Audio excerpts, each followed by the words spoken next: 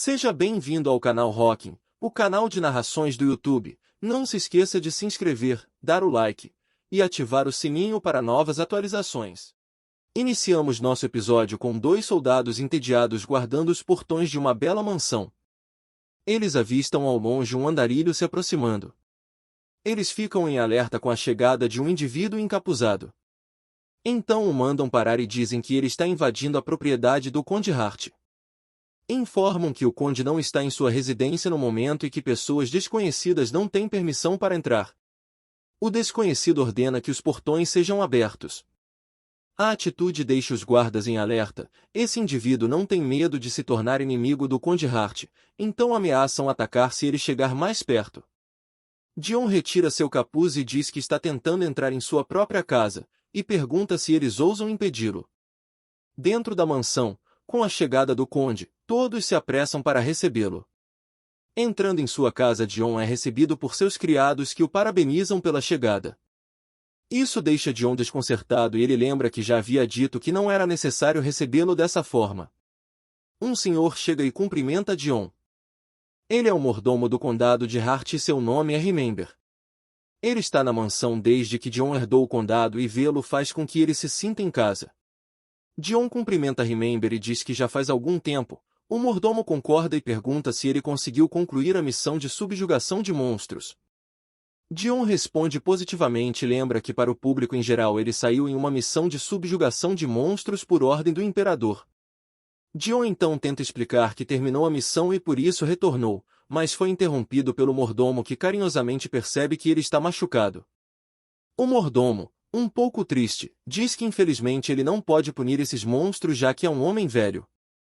Um pouco envergonhado, Dion diz que está tudo bem e que ele não é mais uma criança.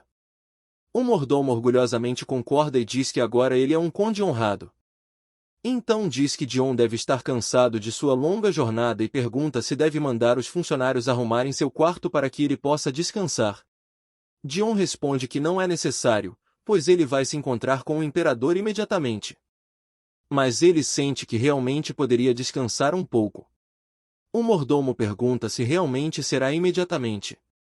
Dion confirma e pede que o mordomo prepare tudo. Dion pensa que ele deve ir imediatamente pois com certeza o imperador já deve saber que ele chegou, então ele para diante de um grande quadro coberto por um velho pano vermelho. E pensa que acima de tudo ele tem de questionar o imperador sobre seu irmão cruel ter se tornado um herói. O mordomo percebe a urgência de seu mestre e diz que tudo será preparado imediatamente. Em um escritório no Império uma figura de cabelos roxos é informada do retorno de Dion ao Império. Ele comenta que o cachorrinho do imperador finalmente retornou para ver seu dono. Esse é o Duque Luster Starby. Então o Duque pergunta a Cruel o que eles deveriam fazer, pois seu irmãozinho retornou. Cruel disse que fará um pedido à Guilda dos Assassinos. Ao ouvir a ideia o Duque pergunta se Cruel não se preocupa de deixar rastros e ser pego. Então ele diz que eles têm outra carta no baralho e pede a confirmação de Shirin. Shirin é sua secretária e ela confirma perguntando se ele está se referindo ao exército revolucionário e o Duque confirma. Ele diz que se aquele grupo de pessoas que estão sedentos pela cabeça do imperador se envolverem não vai importar se seus rastros sejam descobertos ou não. Ele questiona de o porquê Cruel não perceber algo tão descaradamente óbvio. Cruel se desculpa e diz que contatará o exército revolucionário imediatamente enquanto o Duque se pergunta o quão habilidoso o herói do imperador é, o conde honorário Dion Hart. As empregadas felizes dizem que seu trabalho está terminado. Elas vestiram e prepararam o conde Dion de forma elegante. Dion pensa que tudo foi muito caótico, tomar banho, se vestir, mas felizmente tudo acabou rapidamente.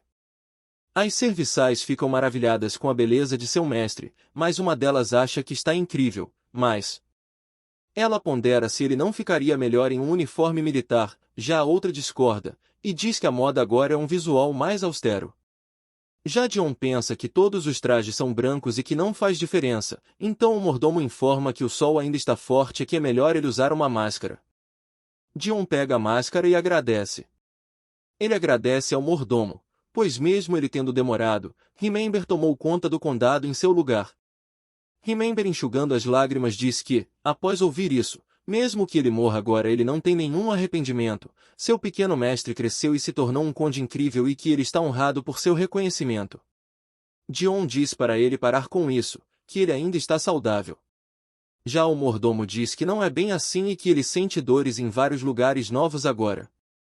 Então ele diz que pretendia discutir sua aposentadoria assim que o Lorde voltasse para casa, o que deixa Dion em desespero, pois o mordomo gerencia tudo, o pessoal, a propriedade, as finanças e recursos. Em choque, Dion pensa que é praticamente impossível achar alguém tão talentoso, então ele pede a Remember que reconsidere. Então o mordomo diz em tom zombeteiro que é só uma brincadeira. Rindo, Remember diz que uma de suas poucas diversões é ver o Conde em pânico, mas que ele, por favor, não leve esse velho tão a sério.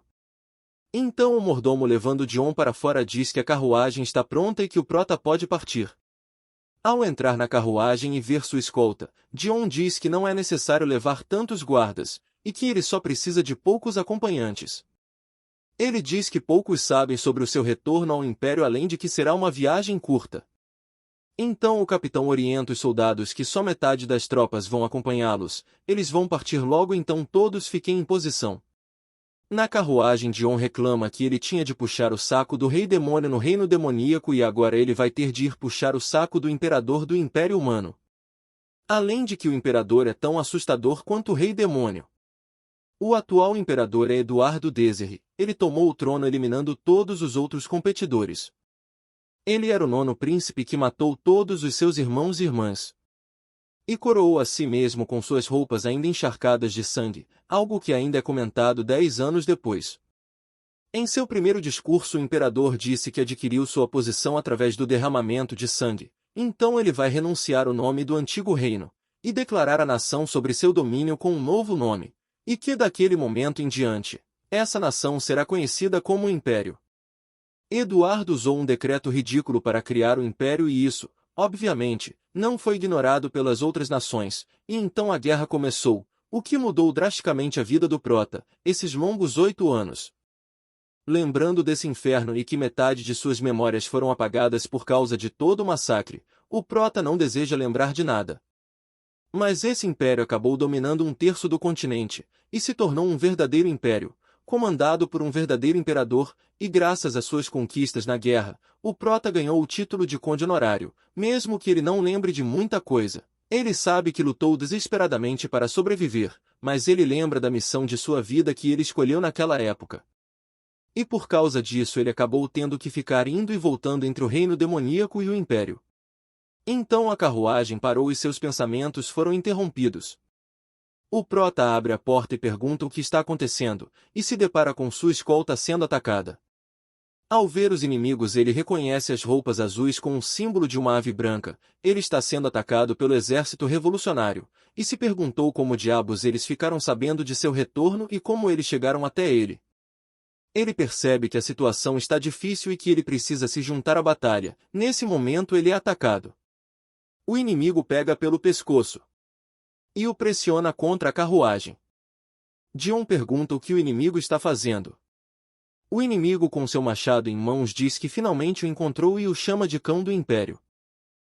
Até o próximo episódio. Para novas atualizações, não deixe de se inscrever no canal.